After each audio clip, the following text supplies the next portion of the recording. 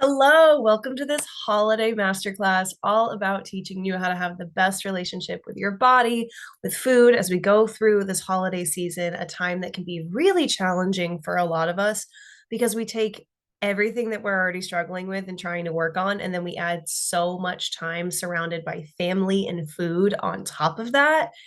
Yikes. So we often need extra support during this time, which is why I wanted to put this masterclass out. But if you are listening to this masterclass after the holiday season, you can still sit tight because we're going to cover a lot of strategies and a lot of information that you're going to be able to apply for your entire year, the rest of your life. So I'm so happy you're here. If you don't know me already, I am Sarah. I'm a professional body image and food freedom coach, which means that on top of all of the work that I put out on social media, so on Instagram and on TikTok, that's probably how you found this masterclass. I work with clients one on one. That's my full time job. And I help them find their best relationships with their body, with their food mindset, with their exercise practice, and with everything else related to that. So, anything from your social life to your career to your relationships. I help my clients find their strongest relationships in all of those areas of life in a way that allows them to find the most self love and leave dieting and those other obsessive food and body behaviors behind. I'm also the creator of Freedom University, which is the most extensive food mindset course on the market right now to help you lessen the food guilt, release binge eating and all or nothing mindsets, and find your strongest relationship with food in just 8 weeks. And the course is completely passive, which means that you don't have to work with me one on one. You can complete it in your own time and you get lifetime access, but we'll talk more about that later. So, like I said, this masterclass is catered towards the holiday season and how our relationships with our body and food are challenged in that time. But this information can apply to any season of the year. And also, if you walk away from this masterclass feeling like the information was helpful for you, but you could use some deeper work in these areas, you can absolutely reach out to me to talk about one on one coaching or joining my course. Either shoot me an email or a DM on Instagram. My Instagram is Sarah in yellow, and my email will be at the very end of this masterclass. Without further ado, let's get into it. I want to get you in and out of this class very quickly, so I'm probably going to go kind of fast. But the beauty of this is that you have this recorded. You can use it for a lifetime. You can always refer back to the class. You can also pause and take notes throughout. I highly recommend grabbing a notebook and a piece of paper if you haven't already. We're going to talk a lot about diet culture during the holiday season, as well as your food mindset during this season of life and how to protect it, and then action steps that you can take to continue to make progress in these areas of your life throughout the holiday season. Sound good? Let's get into it. So, even if you're already familiar with what diet culture is, I really want to talk about it through the lens of the holiday season. And just sit tight with me if you have heard some of this information before. It's all going to come together in this big picture of the holidays and your body image and your food mindset. But for everyone that's never heard of it before, let's talk about diet culture. Diet culture is this widely accepted system of beliefs that one, your appearance and body shape are direct indicators of wellness. So, this commonly manifests in our societal belief that skinny or toned people must be healthier and people in larger bodies must be less healthy. Body shape is more important than your physical, psychological, and general wellness, which means that we often promote dieting and obsessive food behaviors in an effort to make our bodies smaller, even if that isn't actually what's the healthiest for us mentally and physically. And number three, just controlling your body via food consumption and exercise. We really normalize this when in reality, the bigger picture of your wellness doesn't support treating your exercise practice or your food mindset in this way. So, diet culture, although it is our norm, it's normal, doesn't mean that it's good for your well being. Diet culture makes it very confusing for us. And I want to emphasize that that is the point because diet culture is a $946 billion industry. And I just want to pause before we really dig into that and think about how much money that is. This is the money that's gathered by selling weight loss programs, fitness programs, gym memberships, all of those low carb or keto snacks, recipes, all of those things. Anything that generates revenue in those areas that tell us that being smaller is better and that being on a diet is healthy, that's what contributes to this $946 billion industry. That is so much money. And that's why diet culture is so strong, because people behind diet culture really benefit from promoting it, even if it's not the best thing for us. So now that we have this background on diet culture, let's talk more about diet culture during the holidays. I'm not going to read all of these examples in detail. So if you want to pause, feel free, and especially to jot some down on your notes that ring true to you to remind yourself of how diet culture shows up during the holidays. Like I said, diet culture, one, evolves, two, is very profitable. So diet culture shows up during the holidays because it gets us to invest in things and buy things and believe things. So, with body image, we have a lot of weight loss focused messaging, such as setting New Year's resolutions or goals to lose a certain amount of weight. We also see it all over social media. And that's why our body image can feel especially vulnerable during the holidays, on top of all of the time that we spend with family and around food. With food, especially at family gatherings, I've noticed I hear a lot of this messaging. So, for example, this top one, eat the best and leave the rest. This is one that I grew up hearing a lot, meaning the best food on your plate and usually the lowest calories, and leaving the rest, such as the mashed potatoes or the stuffing or the sauces or the condiments, whatever it is, or the pie, the dessert. And in the holiday season, these messages are so hard because it makes a meal that we're supposed to enjoy, such as Thanksgiving or Christmas dinner or whatever you celebrate, those meals that are supposed to be this social gathering, this reason to come together, really hard to enjoy and really full of guilt. So if you're already dreading your family gatherings and the food associated with them, diet culture is to blame. Especially with movement, we are often taught by diet culture to use movement to compensate for what we've eaten. Or there's a lot of like 25 days of fitness type of challenges out there around Christmas time because we know that we're going to be eating and drinking more during the holidays.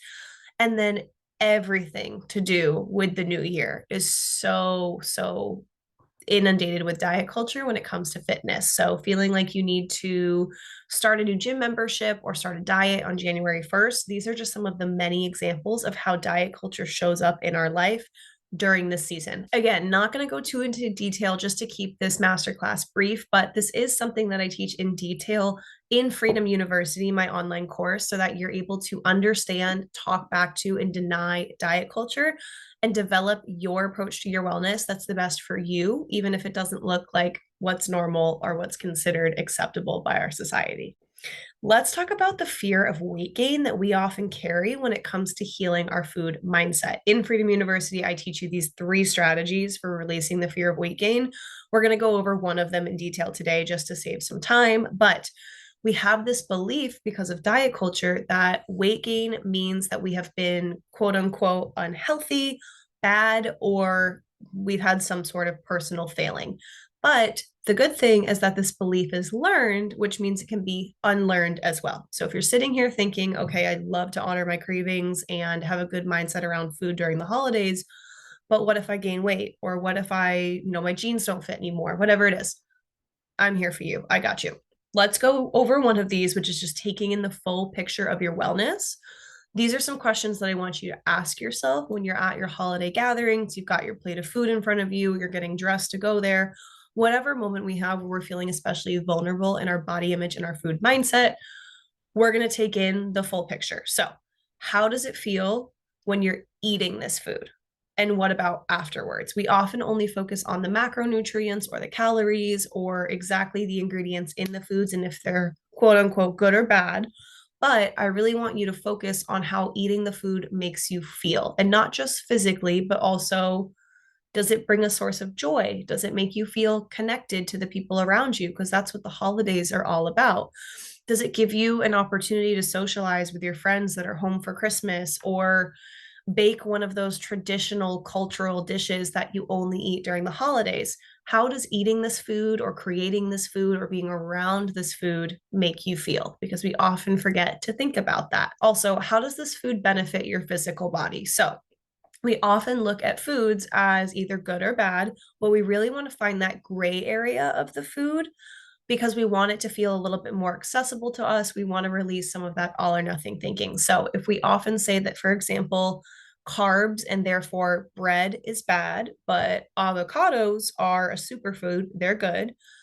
That gray area is avocado toast. We can recognize that although this might not be a through and through good food in our book, there are some benefits of eating both the good and the bad food in the scenario. So, for example, avocados, we know they're superfoods for a reason. They're an awesome source of micronutrients and healthy fats. But also with our bread, can recognize that carbs are a really good thing for your body to consume because they're your body's best source of long-term energy, meaning it's going to keep you full and make you feel good for longer. So, how does it benefit your body? And then also asking yourself, how does it benefit your mind? It's undeniable that when we're eating enough, that it makes our mind feel a lot better. It's good for our mental health to give ourselves nutrients and honor our cravings. We have more mental clarity when we've eaten enough, and we just feel less stressed when we feel more at peace around food. So, really just stop and ask yourself how this food might give you external benefits, such as an opportunity to socialize, a way to connect with your friends and family this season, and how it benefits your mind and bodies in ways that you might not have considered outside of calories in and calories out. Okay, let's talk about your holiday food mindset. We're going to go through some essentials for having a good food mindset this holiday season. But this is really important because you want to enter those family gatherings in these scenarios where there's a lot of food and body talk with the tools to have the trust in yourself to honor your cravings, to fill your plate with nutrient dense foods, and to not fall into a binge restrict cycle that's very common during the holidays because of how we're eating more than normal, but we also feel we need to restrict to make up for it. So, one of the best ways to understand this that I do teach in a deeper detail in Freedom University is the 4 types of hunger. Now, if you're sitting here thinking there are 4 types of hunger, you're not alone. The reason I teach this is because we don't often know this, and we often chalk up some of the types of hunger to us just not having willpower or self control. And that leads to a lot of guilt. And food guilt isn't good for your food mindset. This is especially present during the holiday season because we're surrounded with less nutrient dense foods in a higher volume than we normally would be. And we're also surrounded by a lot of alcohol and dessert. So there's 4 types of hunger: physical, taste, practical, emotional. We're going to go over all of them quickly. And I'm going to teach you how to differentiate between each of them as they're happening, because that's going to help you honor your cravings and fill your plate with nutrient dense, satisfying foods. So, physical hunger, number one, is our most commonly known and accepted type of hunger. It is at its most basic level your body's need for energy that it gets from food. So, we know a lot of this already, but your body indicates physical hunger via things like those grumbles in your tummy or even nausea sometimes. I know for me that sometimes when I'm so hungry, food feels so unappetizing because I'm so nauseous, but I still recognize that I have physical hunger and I need to eat. Headaches, anxiety, trouble concentrating, especially if you're one of those people that skips lunch at work, you probably face that. Lightheadedness and unquenchable thirst. Right now, I'm thirsty. And I know that although water helps, it's because I'm a little bit hungry. So I'll be having a snack after I film this masterclass for you. So, very cut and dry, physical hunger, something that we all know pretty well. Taste hunger is one of my favorite types of hunger because, one, it's fantastic. Two, nobody understands that it's a valid thing and not just you being a bored eater or emotional eater. So, this is when you crave food for its flavor or texture. I know that we've all experienced this. Just last night, I had a craving for potato chips, not because I was physically hungry, but because I wanted something salty and crunchy. I'm sure we can all relate.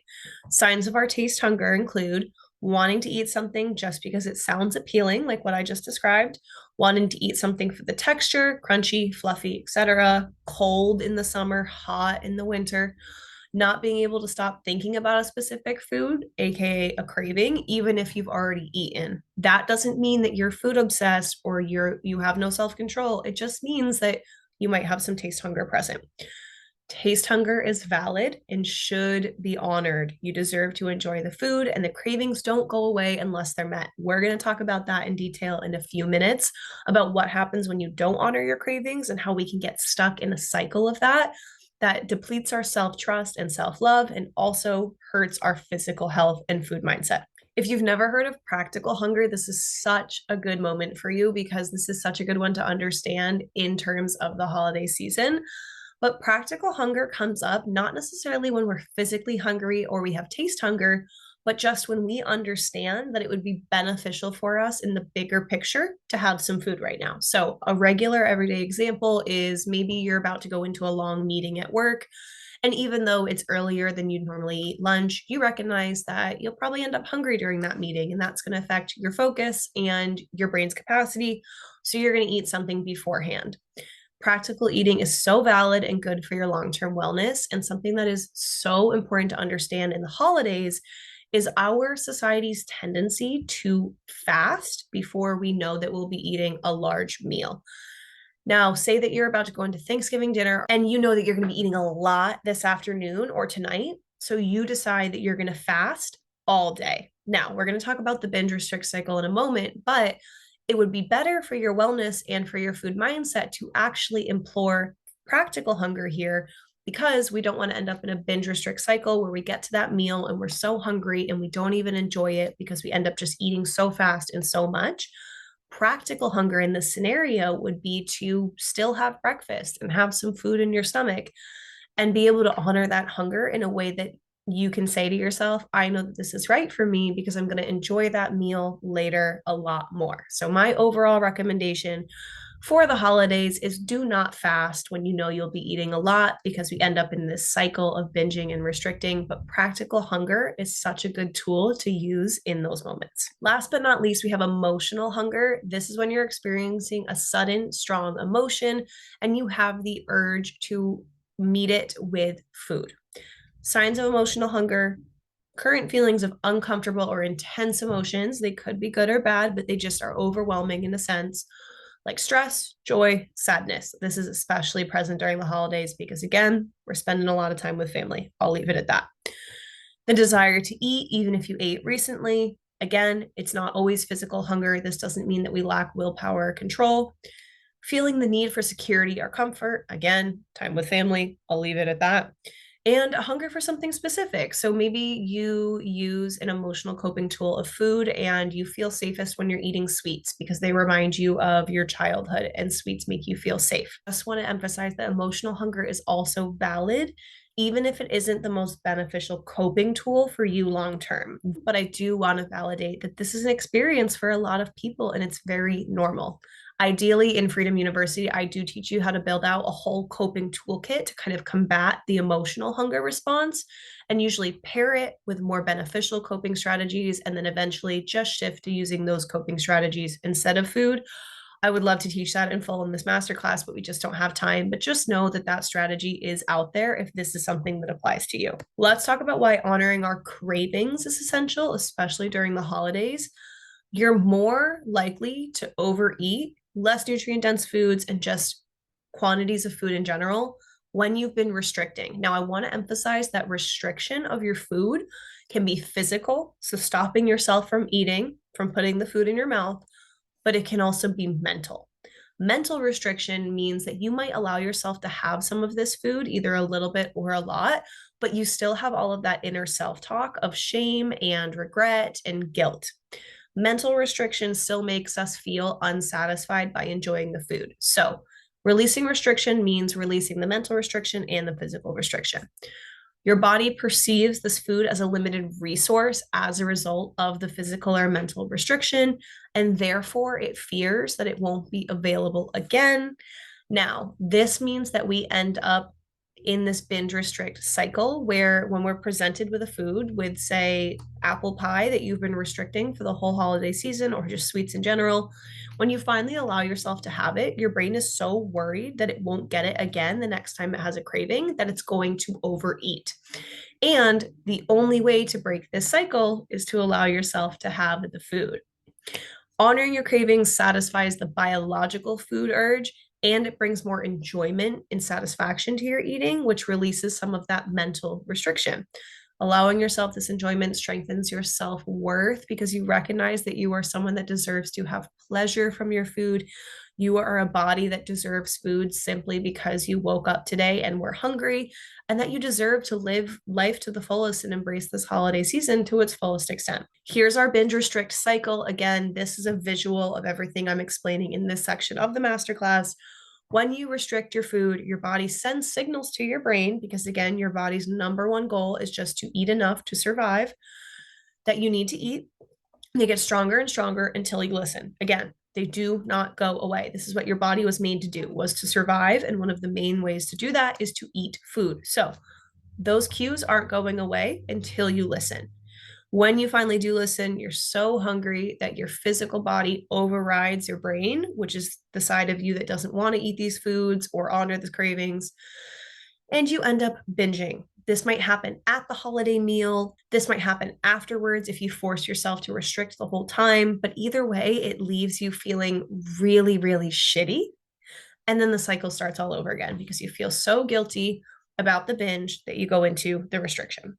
Now, in Freedom University, I do teach 3 reasons that we binge eat. One of them is what we're describing here, which is physical restriction, but there are 2 other reasons, which is a trauma response and an emotional response. And a lot of times when we have a binge eating pattern, it's actually a combination of these reasons. It's not usually just one. So if you struggle with binge eating or just an all or nothing mindset and food guilt in general, Freedom University might be the perfect thing for you because we have multiple modules where we dig into this, and then all of these workbook activities and group shares that we have to really help you release this habit. Okay, let's get into tangible action steps that you can take to protect your food mindset during the holiday season. This is specific to the holiday season because during the holiday season, we have a lot more exposure to family, body, and diet talk and just social life and people in general than we normally would. So, a lot of this work and these action steps is about your relationships with other people. Hence, we're talking a lot about boundaries. Boundaries are a newer concept. So, even if you know what they are, you might not be super versed in how to implement them. And even if you feel like you've got a good handle on boundaries, this holiday season is probably going to present new challenges to you and therefore new boundaries that you need to set. But let's get into why boundaries are important, whether or not you should be setting them verbally or non-verbally, and exactly how to do that if you do decide to do that. Boundaries are essentially a code of conduct you aim to follow within a relationship, whether this is the relationship with your best friend, with that one aunt that's always talking about her diet, or with your mother. Stars around with your mother. So that you can both continue to be happy and healthy together. Boundaries are meant to nourish your relationship, not to teach someone else that they're wrong and you're right. They can be really hard because we really want to nourish these relationships with people and we really value them. But overall, they're just meant to say, you matter to me, this relationship matters to me. Let's continue to approach each other in a way that makes this relationship healthy and really fosters it so it can continue to grow. Boundaries come in many forms, but we're going to kind of lump them into verbal and nonverbal today because that's the easiest way to look at them in the context of the holidays. They're important overall because they make your mental and physical health better. They protect you from overextending yourself, going out of your way to compensate for how other people are going to react to things.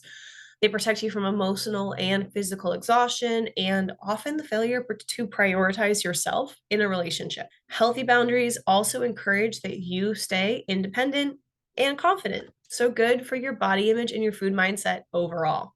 Bad boundaries, as I'm sure we can all relate, lead to resentment, anger, and burnout in our relationships. So if we've had relationships in the past that have ended with some of those emotions, or at least just experienced some of those emotions, bad boundaries might have been part of the problem.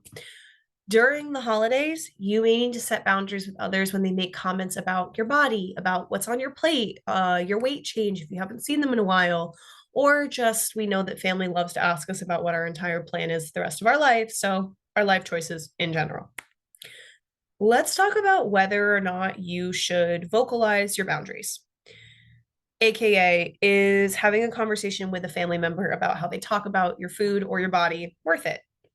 Verbal boundaries are when you use your words, when you speak up to communicate a boundary you're setting. They should only be used when you feel completely safe and that you feel that this conversation might be actually productive. Again, we're not trying to teach someone that they're wrong and we're right. We're trying to nourish this relationship. So if we don't think that this person has their little ear doors open to listen and they might not be able to understand and respect you, a verbal boundary is probably not the best choice, unfortunately, because they are more satisfying. Nonverbal boundaries are for when the verbal boundaries are either not suitable or too draining.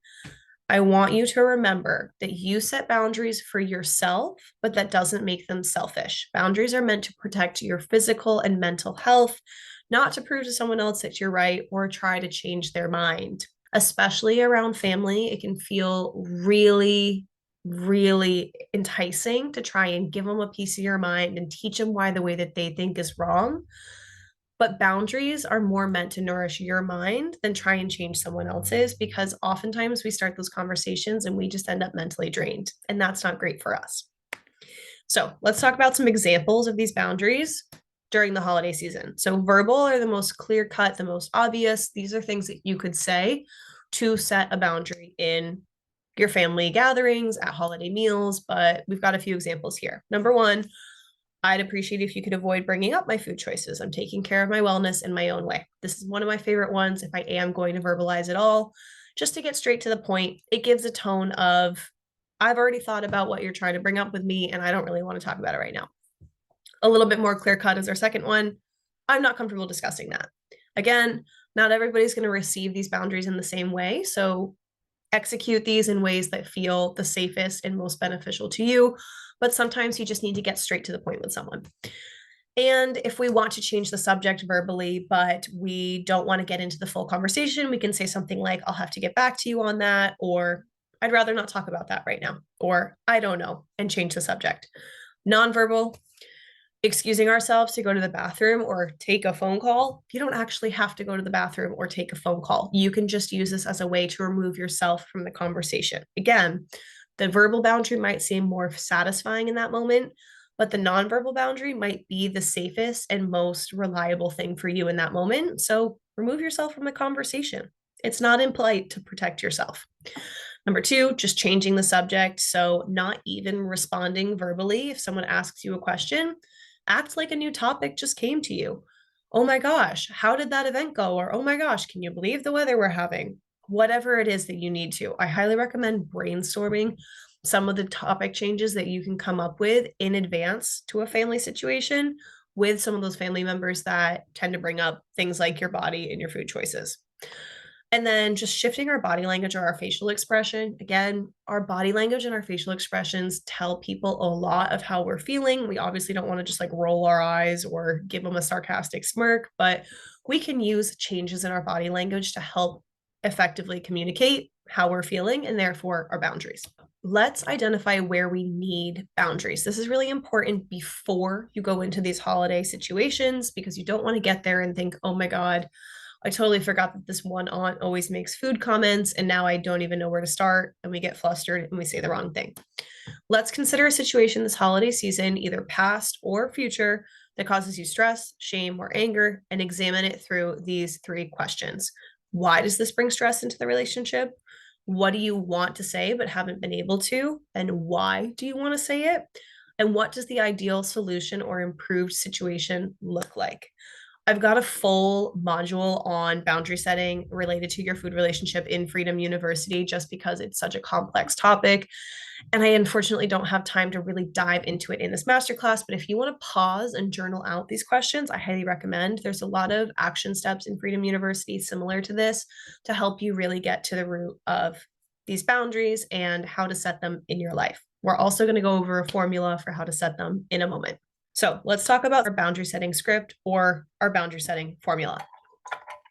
There are 5 key facets to setting a verbal boundary. So again, if you're choosing to set a verbal over a nonverbal, let's do it in a way that's really intentional so that we can get the absolute most out of this conversation. We're going to define what the boundary is, communicate it to the other person.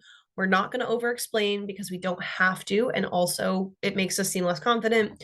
We're going to set consequences, not in a way that's malicious, but in a way that's very clear cut to the person why we're setting this boundary.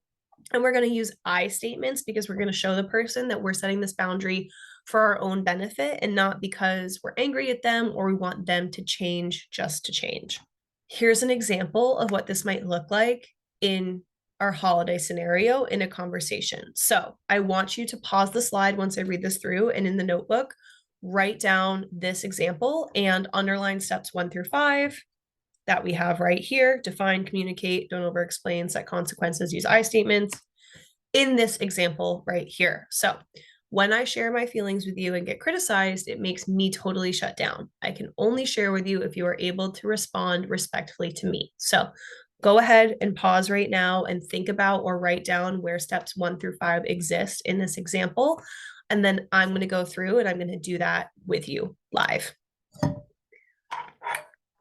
Okay, so step number 1, just defining where we need the boundary, would have been done before we give this statement, which is defining that clearly whoever you're talking to in this example tends to be overly critical about things that you share with them. So that's defining our boundary. That's step 1. Step number 2 is communicating.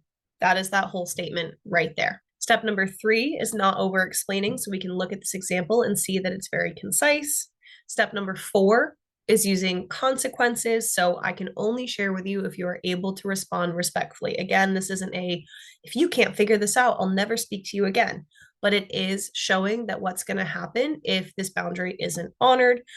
And step number 5, just using those I statements. So repeating, I share my feelings. I can only share if. A note about setting consequences. Being firm is really important here, but remember that the people that you're setting these boundaries with are people. And usually when we learn something new, it might take us a few tries, especially if you're setting boundaries with family members who have been the way that they are for a very long time.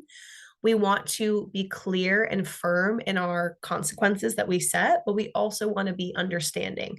You can be loving with them and also prioritize your own benefit and well-being. So let's talk about some strategic next steps that we can take going into the holiday season and the year afterwards once this masterclass is over. It's really important to understand that your food mindset and your body image affect your daily life beyond these family gatherings or beyond social events. They affect your relationships, your career, how you take care of yourself, the clothing that you wear, and everything that you'll achieve in this life. So that's why I said at the beginning that this work goes on past this masterclass and past the holiday season.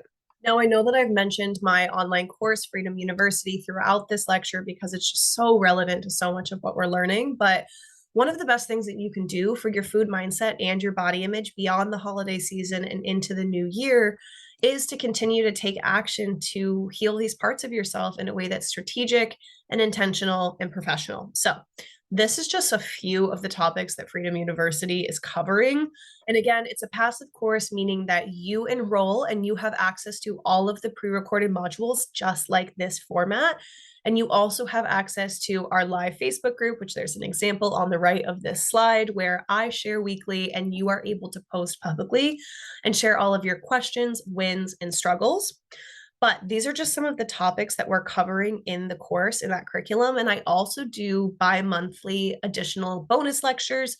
So if you have a question that you want me to answer, I'm going to answer it in a live module and upload it to the course.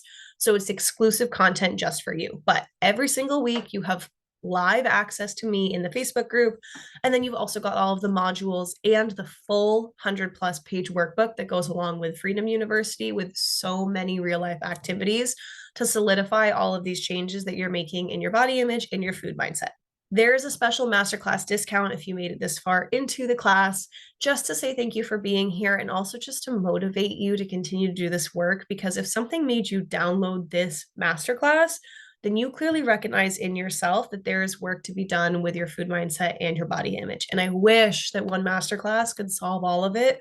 But oftentimes we need a really intentional, consistent approach like a class where we continue to do the work consistently over time. So, like I said, in the course, we've got our video lessons, our digital workbook, and we're going to make some lifelong changes in the course. But you can use your special code, Masterclass25, for 25% off Freedom University. And this applies to paying in full, so a one-time payment with the course, and the payment plans. So if you opt for the 3-month payment plan, you get 25% off all 3 payments. So this is an incredible discount. This is just some of the examples of the things that we talk about in the Facebook group. It's just such a powerful outlet to have, to be in a small group of women who are struggling with some of the same things as you and be reminded that you're not alone in this journey. But you can see in this example here exactly how some of us share our struggles, and I'm able to respond directly to you. It's something that I can't offer in my Instagram DMs or my TikTok comments or even just to my email list. So I really, really value this outlet because there is so much healing and community. Again, you have that code masterclass 25 for 25% off, and it applies to your paid in full option or your payment plans. Again, use this discount before it expires. Enrollment takes less than 5 minutes. It's so easy to do. And once you enter the course, you have a lifetime access. So you have lifetime access to all of the current video lectures and anything I add in the future. You have lifetime access to our Facebook group and lifetime access to that workbook, including any updates that I provide and any additional action steps that I add. There is a URL that you can copy or type in right here, or you can click the button in your masterclass email to enroll. And again, use that code at checkout, masterclass 25 for 25% off the course, regardless of if you pay in full or use that amazing 3-month payment plan. Now, I'm so happy that you are here and that you've stayed with me for this entire masterclass. So if you have any questions, I'm giving you my personal email just to show you how much I really value your effort in yourself and finding your healthiest relationship with food. And I just know that the holidays are so hard and entering the new year can be so difficult knowing that you're taking the right steps for your food mindset and your body image. So if you have any questions or you need any customized help getting into the course, please just send me an email. And I thank you for being here. I hope that you got a lot out of this masterclass, and I'll talk to you soon.